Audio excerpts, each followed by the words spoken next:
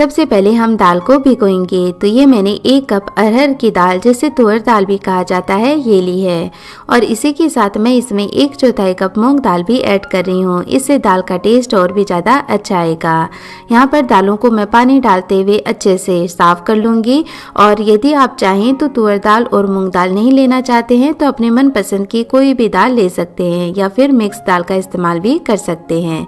तुअर दाल और मूंग दाल ऐसी दालें हैं जो भीगने में कम समय लेती हैं, तो फटाफट ये भीग जाती हैं, तो खाना भी जल्दी बन जाता है। इसलिए मैंने इन दोनों दालों का इस्तेमाल किया है। अब पानी डालकर दाल को हम 15 से 20 मिनट के लिए रख देंगे। अब दूसरे बोल के अंदर हम चावल भी भिगो देंगे जीरा राइस बनाने के लिए। तो यहाँ पर मेजरिंग कप को मापकर मैंने 2 कप बासमती चावल लिए हैं और इन्हें भी पानी डालते हुए अच्छे से साफ कर लेंगे, ताकि इनका स्टार्च है वो निकल जाए। जो चावल हम बनाएंगे वो प्रेशर कुकर में ही बनाएंगे, और प्रेशर कुकर में बनाने के बावजूद भी ये चावल बहुत ही अच्छे खिले खिले बनेंगे। तो यहाँ पर बासमती चावल को मैंने भिगो दिया है और इन्हें भी हम 15 से 20 मिनट के लिए ऐसे ही रख देंगे। यदि आपने दाल और चावल पहले से ही भिगो कर रखे हैं तो फिर तो ये खाना बनाने में आपको 15 से 20 मिनट का ही समय लगेगा। तो यहाँ पर देखिए, सबसे पहले हम चावल बनने के लिए चढ़ा देंगे। तो चावल का जितना भी पानी है वो हम निकाल देंगे। इस पानी का इस्तेमाल चावल को उबालते समय हमें नहीं करना है। भीगने के बाद चावल काफ़ी सॉफ्ट हो जाता है, तो इन्हें ज़्यादा रगड़ना नहीं है, बस ऐसे छलनी में निकाल करके रख दें। तो चलिए, अब चावल बनाने के लिए हम एक प्रेशर कुकर गरम कर लेंगे और हम जीरा राइस बनाएंगे घी में, क्योंकि घी में इनका टेस्ट ज़्यादा अच्छा आता है। तो घी के गर्म होते ही इसमें कुछ खड़े मसाले हम ऐड करेंगे, जिसमें मैं ले रही हूँ 1 तेज़पत्ता, 1 स्टार एनाइस यानी चक्र फूल, 1 बड़ी इलायची यानी कि काली इलायची भी जिसे कहा जाता है, 6-7 हम लौंग ले लेंगे और इसी के साथ 8 से 10 मैं साबुत काली मिर्च का इस्तेमाल कर रही हूँ। अब इन खड़े मसालों को सिर्फ 10 सेकंड के लिए हम पकाएंगे और फिर इसमें ये भीगे हुए चावल भी ऐड कर लेंगे और चावल को भी हल्के हाथों से चलाते हुए बढ़िया से इसमें पका लेते हैं। ऐसा करने से घी की कोटिंग चावल के ऊपर आ जाएगी, चावल बहुत ही अच्छे खिले खिले बनेंगे और मसाले जो हमने इस्तेमाल किए हैं उससे बहुत ही फ्लेवरफुल राइस बन करके तैयार होते हैं। अब आप सोच रहे होंगे कि हम जीरा राइस बना रहे हैं, लेकिन जीरा तो हमने इस्तेमाल किया ही नहीं। जीरा हम बाद में इस्तेमाल करेंगे। उसका रीजन ये है कि जीरा यदि हम प्रेशर कुकर में इसी के साथ उबाल लेंगे तो जीरा का क्रंच खत्म हो जाएगा और उसका फ्लेवर भी ज़्यादा स्ट्रॉन्ग हो जाता है। तो जीरा राइस जब भी बना रहे हूँ तो जीरा बाद में इस्तेमाल करें, वो तरीका मैं आपको बताऊंगी। इससे जीरा राइस और भी ज़्यादा टेस्टी बनते हैं और जीरा का क्रंच भी उसमें बरकरार रहता है। अब हम इसमें पानी डालेंगे। तो हमने 2 कप चावल लिए थे, तो उसी के अकॉर्डिंग अब हम इसमें 3.5 कप पानी डालेंगे। क्योंकि हम प्रेशर कुकर में बना रहे हैं तो पानी दुगुने से थोड़ा सा कम लेंगे। अब पानी के अंदर ही हम थोड़ा सा नमक भी ऐड कर लेते हैं, लेकिन जीरा राइस में ज़्यादा नमक भी ऐड नहीं करना है, बस हल्का सा ही मैंने नमक ऐड कर लिया है। बढ़िया से मिक्स करके अब प्रेशर कुकर का ढक्कन बंद करेंगे। चावल को पकाते समय हमेशा उसमें गर्म पानी का ही इस्तेमाल करें। तो यदि गर्म पानी का आप इस्तेमाल कर रहे हैं तो ढक्कन पर सीटी बाद में लगाएं। तो ये मैंने ढक्कन बंद किया है और इस पर सीटी लगा दी है और अब इसमें मीडियम फ्लेम पर एक विसल आने देंगे। अब प्रेशर कुकर का प्रेशर जब तक खत्म हो रहा है, साइड में हम दाल भी बना लेंगे। तो दाल भी अच्छे से भीग गई है, तो इसका पानी भी हम हटा देंगे। इस पानी का इस्तेमाल हम दाल बनाने के लिए नहीं करेंगे।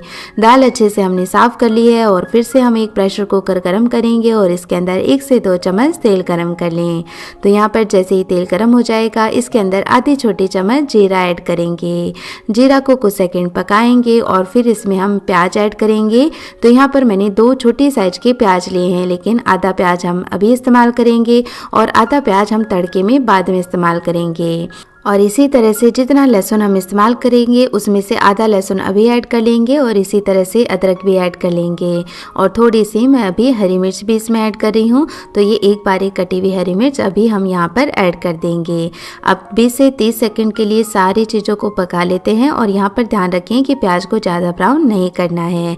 इस तरह से यदि हम तड़का बनाकर फिर दाल को कुकर में उबालते हैं तो दाल कुकर से बाहर नहीं आती है। अब इसमें हम कुछ पाउडर मसाले भी ऐड कर लेंगे, जिसमें जिसमें लेंगे आधी छोटी चम्मच धनिया पाउडर, 1/4 छोटी चम्मच हल्दी पाउडर, आधी छोटी चम्मच लाल मिर्च का पाउडर। 10 से 20 सेकंड के लिए इन पाउडर मसालों को पकाने के बाद अब इसके अंदर एक छोटी साइज का बारीक कटा हुआ टमाटर भी ऐड कर लेंगे। और टमाटर जल्दी से सॉफ्ट होकर मैश हो जाए इसके लिए हमेशा टमाटर का छिलका हटा करके फिर ऐड करें। तो ये देखिए, क्योंकि मैंने छिलका हटा दिया था तो 20 से 30 सेकंड में जो टमाटर है वो बहुत ही अच्छे से सॉफ्ट हो गया है। तो जब टमाटर अच्छा सॉफ्ट हो जाएगा हम इसमें पालक भी ऐड कर लेंगे। तो मैंने ये 300 ग्राम कटा हुआ पालक ले लिया है, अच्छे से धोकर साफ कर लिया था पालक को। अब ये पालक डालकर हम कुकर में 1 मिनट के लिए पका लेते हैं। तो पालक में होता है ढेर सारा पानी, तो बहुत ही अच्छे से और जल्दी से ये पालक पक जाएगा और श्रिंक हो जाएगा। इस तरह से आप दाल के अंदर खूब सारा पालक डाल करके खा सकते हैं। दाल बहुत ही ज़्यादा टेस्टी और हेल्दी बनेगी। अब जैसे ही पालक श्रिंक हो जाएगा ये भीगी हुई दाल भी इसमें ऐड कर लेंगे और साथ ही ऐड करेंगे इसके अंदर गर्म पानी। तो दाल में यदि पानी आप कम भी रखेंगे तो कोई परेशानी नहीं है, हम बाद में भी गर्म पानी डालकर इसकी कंसिस्टेंसी एडजस्ट कर सकते हैं। तो फिलहाल के लिए मैंने इसमें लगभग 2.5 कप पानी ऐड कर लिया है और स्वाद के अनुसार नमक भी यहाँ इस्तेमाल करेंगे। बढ़िया से मिक्स कर लेते हैं सारी चीज़ों को। अब यदि आप डबल तड़के वाली दाल नहीं बनाते हैं तो इस तरह से एक तड़का लगाकर भी ये दाल बना सकते हैं, बहुत ही टेस्टी बनेगी। अब क्योंकि हमने गर्म पानी का इस्तेमाल किया है तो ढक्कन बंद करेंगे और विसल बाद में लगाएंगे। अब दाल को बनने के लिए हम इसके अंदर 3 सीटी लगाएंगे और जो जीरा राइस बनाए थे क्योंकि वो बन चुके हैं तो अब इनका प्रेशर भी ख़त्म हो गया है। तो हम ढक्कन खोल लेते हैं और इन्हें चेक कर लेंगे और ये देखिए कितने बढ़िया खिले खिले जीरा राइस बन करके तैयार हुए हैं। तो यहाँ पर जो भी मोटे खड़े मसाले हैं उनको हम हटा देंगे क्योंकि ये मुँह में आते हैं ना तो अच्छे नहीं लगते हैं। तो बस अब इन चावल को हम थोड़ा सा पलट लेते हैं। तो ऐसा करने से चावल अपने ही स्टीम के कारण ज़्यादा ओवर कुक नहीं होगा और अच्छा खिला खिला रहेगा। और आप देख सकते हैं कि कुकर में बनाने के बावजूद भी चावल कितना ज़्यादा खिला खिला बना है। तो चलिए अब हम इनके लिए जीरा का तड़का तैयार कर लेते हैं। तो इसके लिए कढ़ाई के अंदर मैंने 1 चम्मच घी गरम कर लिया है और अब हम इस्तेमाल करेंगे शाह जीरा। तो ये जो शाह जीरा होता है ना वो जीरा राइस में ज़्यादा अच्छा लगता है खाने में। इसे शाह जीरा और काला जीरा भी कहा जाता है और इसका जो दाना होता है ना वो नॉर्मल जीरा की बजाय काफ़ी पतला होता है। तो आप देख सकते हैं नॉर्मल जीरा है वो साइज में कितना बड़ा है और ये कितना छोटा है।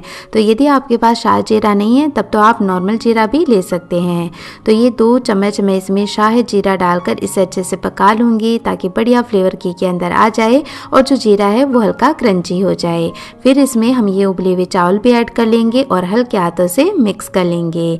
तो इस तरह से जब हम जीरा राइस बनाते हैं तो यकीन मानिए फ्रेंड्स बहुत ही ज़्यादा अच्छे बनते हैं और जो खड़े मसाले हमने इसमें इस्तेमाल किए हैं उनका फ्लेवर चावल में रहता है तो इससे जीरा राइस खाने में और भी बढ़िया लगेंगे। तो बस अब हम गैस का फ्लेम ऑफ कर देंगे और इन्हें कवर कर देंगे ताकि सारा जीरा का फ्लेवर चावल में अच्छे से समा जाए। और दूसरी तरफ जो दाल हमने उबलने के लिए चढ़ा दी थी उसमें मैंने 3 विसल लगा लिए हैं। तो जब तक प्रेशर कुकर का प्रेशर ख़त्म होता है हम दाल का तड़का भी तैयार कर लेते हैं। तो इसके लिए मैंने कढ़ाई के अंदर 1 से 2 चम्मच तेल गरम कर लिया है। तेल के गरम होते ही इसके अंदर 1 छोटी चम्मच राई या सरसों ऐड कर लें और जैसे राई फूट जाए इसके अंदर डालें 1 छोटी चम्मच जीरा, 2 चुटकी हींग, 2 साबुत लाल मिर्च। और अब जैसे ही ये सारी चीज़ें पक जाएंगी जो बचा हुआ प्याज था यानी 1 छोटी साइज का प्याज था वो भी ऐड कर लेंगे और इसी के साथ लहसुन भी ऐड कर लेंगे। तो यहाँ पर अदरक और हरी मिर्च का इस्तेमाल हमें इन्हें कुछ सेकंड पकाने के बाद करना है। वहाँ पर हमने साथ में किया था लेकिन यहाँ पर पहले प्याज और लहसुन को कुछ सेकंड पकाएंगे और फिर इसमें अदरक और हरी मिर्च का इस्तेमाल करेंगे। अब फिर से सारी चीज़ों को 1 से 1.5 मिनट पका लेंगे। तो जैसे ही अब हम इन्हें और पकाएंगे ना तो जो प्याज और लहसुन है वो हल्के लाल हो जाएंगे। इस स्टेज पर हम इनमें पाउडर मसाले भी ऐड कर लेंगे जिसमें लेंगे 1 चम्मच धनिया पाउडर, आधा चम्मच लाल मिर्च का पाउडर, 1/4 चम्मच हल्दी पाउडर, आधा चम्मच ऐड करें इसमें आमचूर का पाउडर और 1 चम्मच कसूरी मेथी डालकर 20 से 30 सेकेंड अब इन पाउडर मसालों को भी पका लेंगे। तो जैसे इन मसालों को पकाएंगे क्योंकि ये ड्राई है तो बहुत ही जल्दी से ये पक जाएंगे। फिर इसमें हम डालेंगे टमाटर। तो ये 1 छोटी साइज का मैंने टमाटर ले लिया है और अब ये टमाटर डालकर हम इन्हें अच्छे से पका लेंगे। टमाटर जल्दी से सॉफ्ट हो जाए इसके लिए थोड़ा सा हम नमक भी ऐड कर लेंगे। नमक हमने दाल को उबालते समय भी इस्तेमाल किया था तो उसी के अकॉर्डिंग नमक ऐड करें और देखिए कुछ ही सेकेंडों में जो टमाटर है वो बहुत ही अच्छा सॉफ्ट हो जाएगा। तो जब तक हमने ये तड़का तैयार किया यहाँ पर कुकर का प्रेशर भी खत्म हो गया है। इसे खोल लेते हैं। दाल बहुत ही अच्छे से पक गई है और आप देख सकते हैं पालक कितने अच्छे से दाल में घुल मिल गया है। यदि बच्चे भी इस दाल को खाएंगे ना तो उन्हें तो पता ही नहीं चलेगा कि हमने इसमें पालक का इस्तेमाल किया है। अब गर्म पानी डालकर इसकी कंसिस्टेंसी एडजस्ट कर लेंगे और हमेशा दाल में गर्म पानी ही डालें इस स्टेज पर। और यहाँ पर अब ये दाल हम डालेंगे तड़के में और बढ़िया से मिक्स कर लेंगे। तो इस तरह से हमारी बहुत ही सिंपल सी दाल भी इतनी टेस्टी बनकर के तैयार होती है कि जो दाल खाना पसंद नहीं करता है वो भी इसे खूब चाव से खाएगा। अब दाल को तड़के में 2 मिनट पकाने के बाद इसमें आधी छोटी चम्मच गरम मसाला डालकर फिर से दाल को 2 मिनट के लिए और पका लेते हैं। अब हम इसमें लास्ट में एक तड़का लगाएंगे जो टोटली ऑप्शनल है। तो यहाँ पर मैंने 1 चम्मच घी गरम कर लिया है, इसमें थोड़ी सी लाल मिर्च पाउडर डालकर इसे पका लेंगे। यहाँ पर मैंने कश्मीरी लाल मिर्च पाउडर का इस्तेमाल किया है जो ज़्यादा तीखी नहीं होती है। तो बस ये तड़का डालकर हम दाल में अच्छे से मिक्स कर लेते हैं और लास्ट में कुछ धनिया पत्ती डालकर इन्हें भी इसके अंदर मिक्स कर लेते हैं। तो इस तरह से बहुत ही सिंपल लेकिन टेस्टी दाल बनकर के तैयार है। तो चलिए दूसरी तरफ जो हमने चावल कवर करके रखे थे उनमें भी फ्लेवर अच्छे से आ गया है। तो इन पर भी हम थोड़ी सी धनिया पत्ती ऐसे ऐड कर लेंगे और मिक्स कर लेंगे। तो इससे जीरा राइस देखने में और भी ज़्यादा सुंदर लगेंगे।